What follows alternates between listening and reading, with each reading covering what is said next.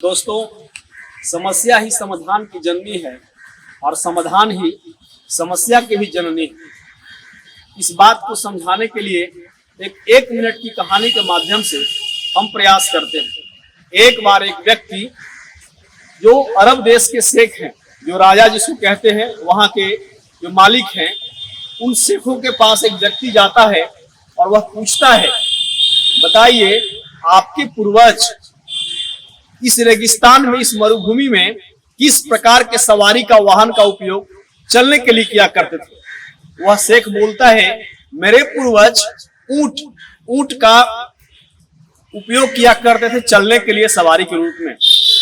वह व्यक्ति अगला प्रश्न पूछता है, बताइए आप लोग वर्तमान समय में वाहन के लिए क्या उपयोग करते हैं, चलने के लिए क्या उपयोग करते हैं।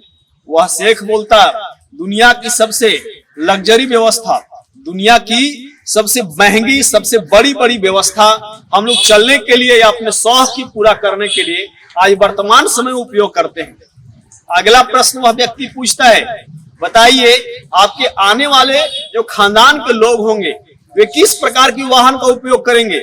आज यदि आप वर्तमान समय में इतनी महंगी महंगी, इतनी बड़ी बड़ी व्यवस्थाओं को सिर्फ यात्रा करने के लिए उपयोग करते हैं, तो आपकी जो आने वाली पीढ़ियां होगी वो क्या करेगी।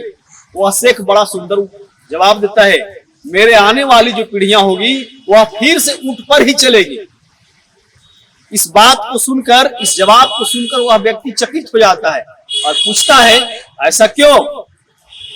वह शेख जवाब देता है कि हमारे पूर्वज असुविधा में थे, अव्यवस्था में थे, लोगों ने संघर्ष किया, एक व्यवस्था का जन्म दे दिया और उसी व्यवस्था का परिणाम है कि आज हम लोग दुनिया के सबसे महंगी महंगी बाइक्स को, कार्स को, जहाज को, इत्यादि चीजों को हम लोग यात्रा करने के लिए उपयोग करते हैं। लेकिन हमारी जो पीढ़ियां वर्तमान की है या जो आने वाली पीढ़ियां होगी, इस व्यवस्था के उपयोग में इतनी व्यस्त हो जाएगी, इसके उपभोग में इतनी व्यस्त हो जाएगी, इतनी व्यस्त हो जाएगी, वे शारीरिक रूप से और मानसिक रूप से बहुत कमजोर हो जाएंगे, असक्षम हो जाएंगे, मतलब कि वह काम करने के योग्य भी नहीं रह पाएंगे। और ऐसी स्थिति में यह जो व्यवस्था है वो अव्यवस्था को जन्म दे देगा और हमारी आने वाली पीढ़ियां फिर से इस जो आज की भौतिकवादी और बड़ी व्यवस्था का जो हम उपयोग करते हैं, इसे छोड़ते हुए एक बार फिर से ऊंट पर चढ़ जाएगी। मतलब दोस्तों, शायद आपको समझ में आ गया होगा। आपके पास भी समस्या है तो समस्या हाइट्स ऑफ कैरेक्टर को जन्म देता है, समस्या हाइट्स ऑफ पर्सनालिटी को जन्म देता है, समस्या हाइट्स ऑफ अचीवमेंट को जन्म देता है, समस्या हाइट्स ऑफ सक्सेस को जन्म देता है।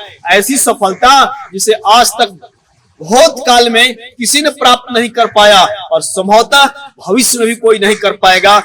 समस्या ऐसी चीजों को जन्म देता है। लेकिन हम लोग जब व्यवस्थित हो जाते हैं, फैसिलिटी से भर जाते हैं, तो हम लोग मानसिक और शारीरिक तौर पर बहुत कमजोर हो जाते हैं और इतने कमजोर हो जाते हैं कि यह जो व्यवस्था हमारे पास बन जाता है वह अव्यवस्था को जन्म देता है। शायद यह बात आपको समझ में आ गया होगा। बहुत बहुत धन्यवाद।